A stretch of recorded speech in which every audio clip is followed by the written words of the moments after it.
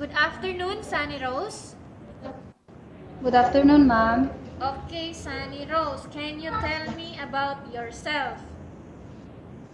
I'm Sunny Rose Marie B. Gulayan, 25 years of age. Uh, I'm single but already have live-in partner. I have two kids. Okay, I have a few questions for you to answer, so let's start. Why do you want to work as a maid? I want to experience working as a maid, ma'am, Why you choose Malaysia when there is a lot of other country? because Malaysia is near in the Philippines and I feel safe. How are you qualified for this job? I'm so much qualified for this job, ma'am. May I know what your education level is? I'm high school graduate, ma'am. What is your recent working experience? No, ma'am. You mean you are housewife? Housewife, ma'am. Have you worked abroad before? No, ma'am. Do you have experience of taking care of baby? Yes, ma'am. How? Because I already have two kids. Okay, how about elderly people? Yes, ma'am, because I experienced that in my in my grandfather. Okay, how old is your grandfather? 90 years old, ma'am.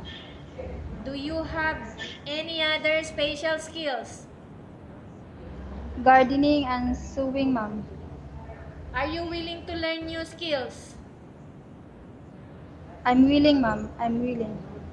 Are you willing to work with a family where the mother-in-law or any relatives stay together? Yes, ma'am. Currently, are you still working now? No, ma'am. Do you know how to cook? Yes, ma'am. What sort of food Filipino can you cook? Fili- Filipino food, ma'am, but I'm willing to learn. Okay. Are you aware that you will have to do washing, cleaning, ironing, and cooking? Yes, ma'am. From all the house chores like washing, cleaning, ironing, and cooking, which do you like most? Cleaning, ma'am. If ever you were selected to work in Malaysia, who will take care of your kids? My father-in-law, ma'am, and my live-in partner.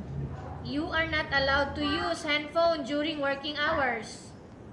Yes, ma'am. You are only allowed to use handphone after you finish all the works and when going to bed. Yes, ma'am. You are strictly needed to surrender the handphone to your employer in the morning and your employer will return back to you once you're going to bed. Yes, ma'am. If ever your employer finds out that you're abusing of using your handphone and it's affected your work performance, your employer will confiscate your handphone and you are not allowed to hold it anymore. Instead, your employer Yes. will allow you to call to your family 3 times in a month. You're only allowed to bring normal phone and you are not allowed to bring smartphone. Are you agreed for the terms and conditions? Yes, ma'am. Are you agree to the rules and regulation for the handphone? Yes, ma'am. How many years is the contract as you agreed and understands? 2 years, ma'am.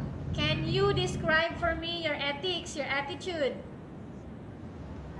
I'm hardworking, ma'am, and I'm disciplined. How can you assure to us that you will work hard in Malaysia? I will assure you, ma'am, because I have a lot of dream in my family. Can you promise not to use the telephone without the permission of your employer? Yes, ma'am. Can you promise not to put on makeup but to dress properly while work? Yes, ma'am. Can you promise not to invite friends and relatives without the consent of your employer? Yes, ma'am. Can you promise not to ask for advance salary from your employer under any circumstances? Yes, ma'am. Do you really understand of the rules and regulation of the agency?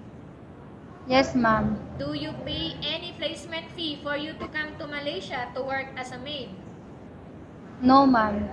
Do you have any history of sickness, breast cancer, or any other illness? No, ma'am. Do you suffer from any skin diseases, allergy, or physical defect? No, ma'am. Have you suffered from any serious illness? No, ma'am.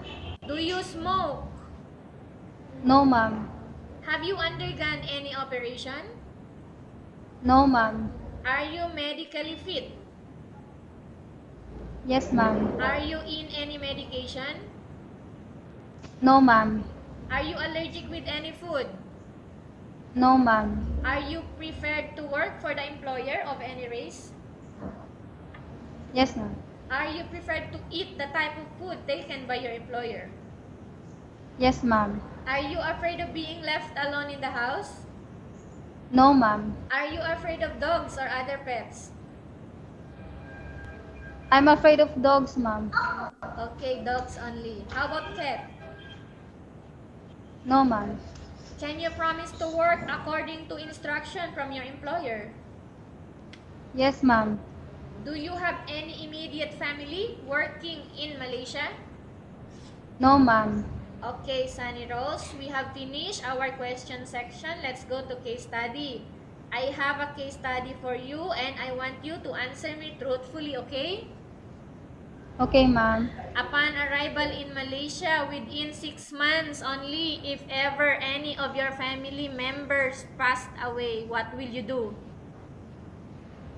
I will continue to work till finish. I will continue to work and finish my contract, ma'am. Tell us about yourself and why do you want to work as a maid here in Malaysia? Because Malaysia is not a uh, because Malaysia, I feel safe in Malaysia and it's near in the Philippines. Okay. What do you want to tell to your employer who are watching your video right now? If good day, ma'am. If you will choose me, I will not promise anything, but I will do my best to serve you as your maid. Okay, thank you very much, Sunny Rose. We will update to your agency if there is any selection made by the employer. Yes, ma'am.